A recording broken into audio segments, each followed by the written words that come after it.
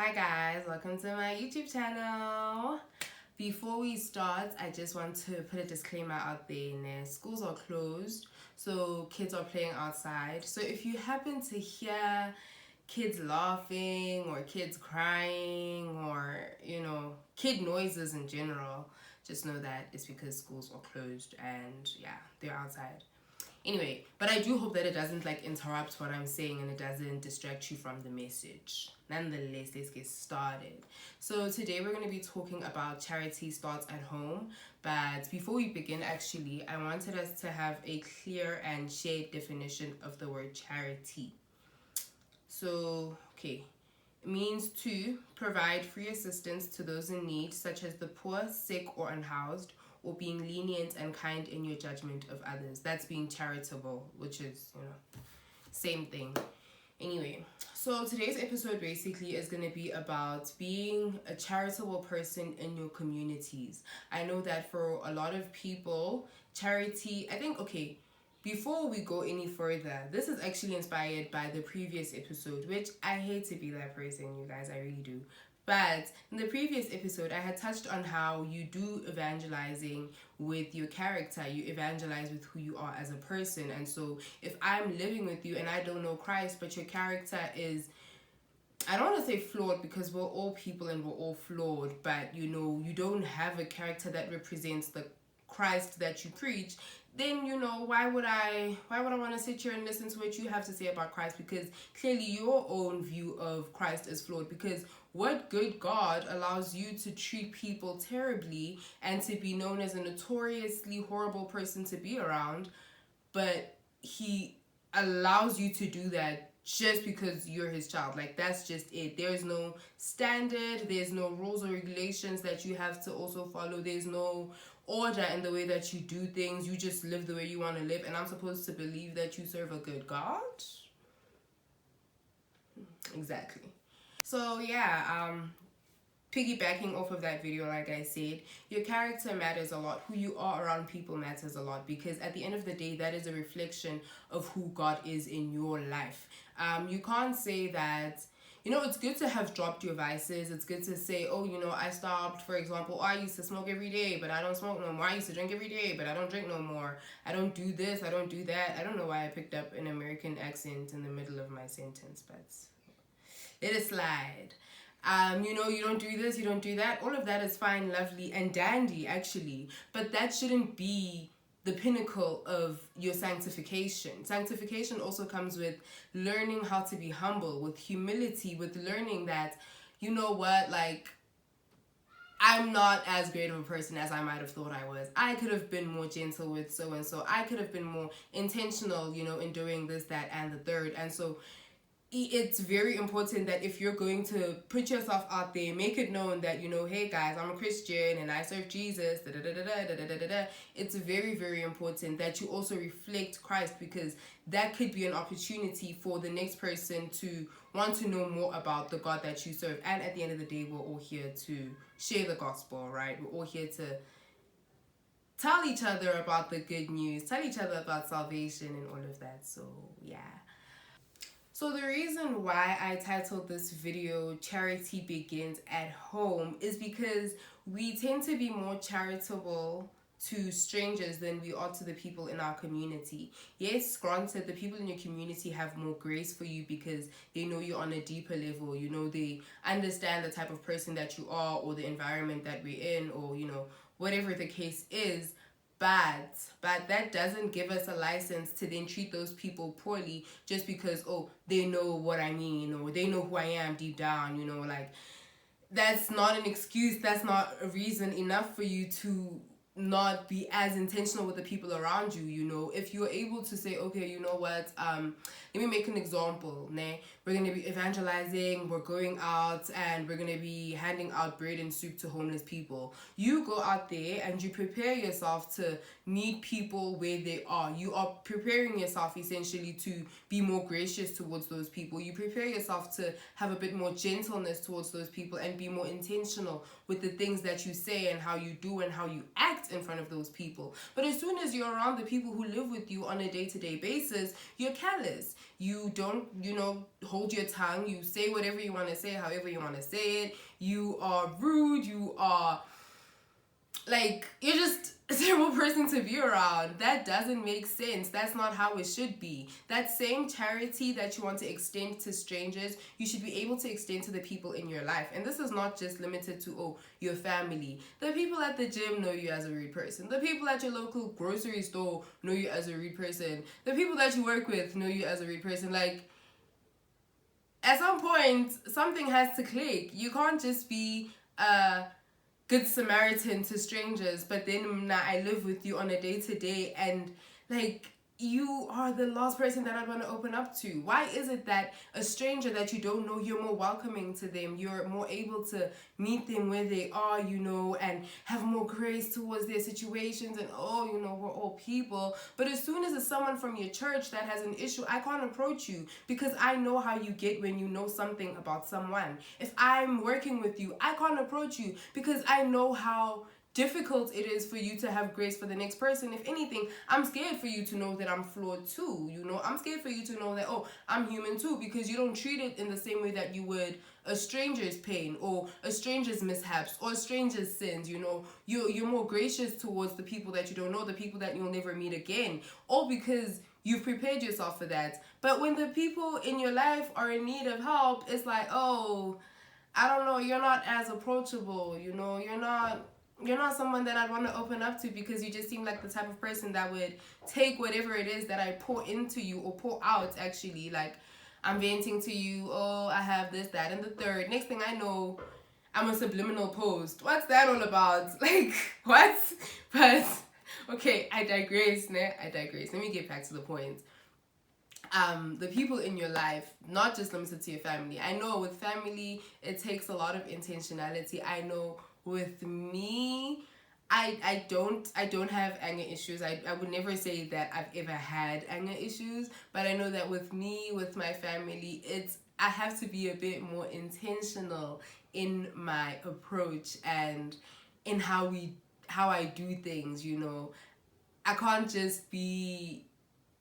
just be lackluster around them and careless around them because I am bayangazi. At the end of the day, I'm standing as a representative of Christ, and so that carelessness is not only attributed to me but also to the God that I serve, and that same God will convict me of what I'm doing. It's so interesting. The older you grow and the more you walk out your life with Christ, or you live out your walk with Christ, or however you want to say it, the more you get convicted of the silly little things that you really didn't think too much of back in the day, but now it's oh my goodness, I probably shouldn't have said that to my sister when we were arguing. I probably shouldn't have been arguing with my sister in the first place. Let me go apologize. And you do that because, you go, okay, I go out to her, hey girl, I'm sorry I said this and this earlier. But because, this is my sister, she doesn't really care. She's just girl, you think I took that to heart? Why would I take that to heart? I know your real life. I know who you are. I'm not offended. I understand we were in the heat of the moment. But still, because that conviction comes from the Holy Spirit, and that conviction is something that God wants to correct in me, because sometimes the way you treat the people, okay, I digress. There's actually a verse that I wanted to reference in my making this video because it's sort of the core verse behind this message, and that verse is Hebrews chapter 12 verse 14. It reads, "Make every effort to live in peace with everyone and to be holy. Without holiness, no one will see the Lord." I mostly want to focus on that first part. Make every effort to live in peace with everyone. You don't just live in peace with the people that you want to share the gospel to. You don't just live in peace with the people at church. You don't just live in peace with the people. There is no limitation to who you live in peace with. You are a peacemaker. As a child of God, you become a peacemaker. That's one of the characteristics that you have to seek out, and it's not always easy, but you don't limit it to, I'm only going to be at peace with Christians, but if you're not Christian, meet me outside. If you're not Christian, you can get it how it is. That's not That's not godly at all. Another verse that I would have referenced, I'm gonna find it after I've recorded this video, and maybe I'll add it to the description or I'll add text on the screen, I'm not sure. But it says that you have to, like, it's about acquiring favor from both God and from man. You cannot say that you're going to live this life out just by seeking favor from the Lord. And I say this with all the respect in my heart. Like, I say this in the most respectful way to God. God is not going to himself present himself to you physically, manifest himself in front of you physically and help you get to where you need to go. You need people. Like, whether you like it or not, you need people. You need community. You need people who are going to hold you accountable. You need people that you are serving. You need people that you're pouring into and people that are going to pour into you. You cannot, like, whether you're a Christian or you're not, or you're a man or you're a woman, or you're, like, regardless of where you are in life or who you are in life, you need people. You need a community of people that you can also be held accountable to, you know. I think, especially as a girl in her 20s, I appreciate my friends so much, and I love them so much, because it's so refreshing to have friends who understand where you're coming from, who understand the woman that you're trying to grow into and hold you accountable to being that woman. And that's not just in the sense of, like, oh, my goals, you know, like, girl, are you putting the work in? Like, girl, what are we doing? Like, let's lock in. But also in the sense of, friend, I'm noticing that I have a problem with being short-tempered. Friend, you know, I started noticing that I get angry. Friend, you know, these women, because that's what we are now, you guys, we're women. But these women will hold me accountable, check in, hey friend, I remember you had said that you're struggling with A, B, C, how is it going? You know, friend, I saw this and it reminded me of the thing that you told me you were struggling with, or, you know, whatever the case is. It doesn't always have to be, you know, sad, but whatever. I digress.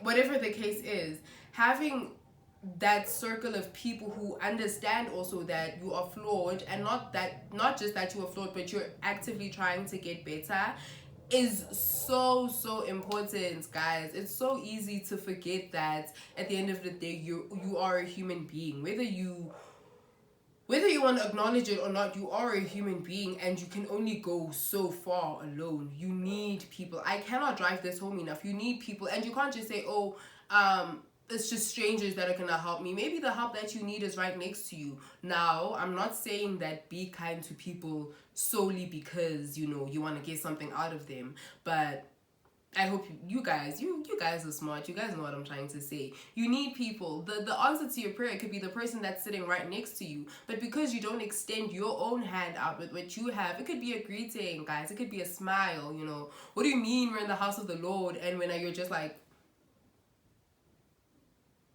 the whole service, friend. Every Sunday, that's who you're known as. At some point, something has to change. At some point, you have to smile. At some point, you have to wave at someone, because that could just be you extending your hand. You don't have to do this great, like, oh my goodness, were you homeless? Let me build you a house. Like, just letting the people around you know and welcoming them in the same way that you would go out and welcome people in the world that you're trying to let know about Christ. That's basically the message of today. That's today's message. I don't know, something is happening with my speech. I am realizing that somehow my sentences, I'm not structuring them out well. Like, I'm starting with the end of the sentence, and then the beginning of the sentence I'm putting at the end. I don't know where I got this from, but it's gonna get fixed. Like, it has to get fixed. It's so weird. But nonetheless, that's today's message, you guys. Being a charitable person in your community, being a charitable person to the people around you, being intentional in your relationships, being intentional in your day-to-day life. You know, I imagine, like, how ushers, you know, when you're an usher at the church, every time there's a service, you probably have that prayer of, like, you know what, Lord, let me leave my problems at the door. Let them not reflect on how I greet and interact with people, because, you know, you have to be smiling throughout. Strangers, they don't know where the ladies' room is. You know, strangers coming in, they've never been here before. They need to be welcomed with a smile. But yeah, even in your day-to-day life, extend that same level of intentionality with the people who see you all the time. That's today's message. It's very short, very sweet, very succinct, but it's also very powerful, and it's a message that I really hope we don't neglect as a community and as Christians, because the worst thing, I feel like, honestly, the worst thing is, okay, well, maybe not the worst thing, maybe I'm being dramatic, but it's knowing that, oh, this person says they're Christian, but the way that they've handled being around other people is not very Christ-like. And even in our generation, I know it's very hard for us, well, for some of us, to call the next person out, because what there's this thing of like, I can't call you out because I'm also not perfect. So if I'm not perfect, why am I calling you out? Like, I have my own problems, but we also do need to hold each other accountable. So it's like, you know, but please do the introspection, do the work, you know, look into yourself also. But am I really a person with anger issues? Am I a rude person? Am I difficult to be around? And like, if I didn't know me, but I saw me every day, would I feel comfortable to approach me with an issue that I'm having? I hope that makes sense. It does make sense. It does make sense. But yeah, guys, that is today's episode. Thank you guys for watching. I hope you guys found this edifying. I hope you guys are well and warm and safe. And yeah, I'll see you next episode. Bye.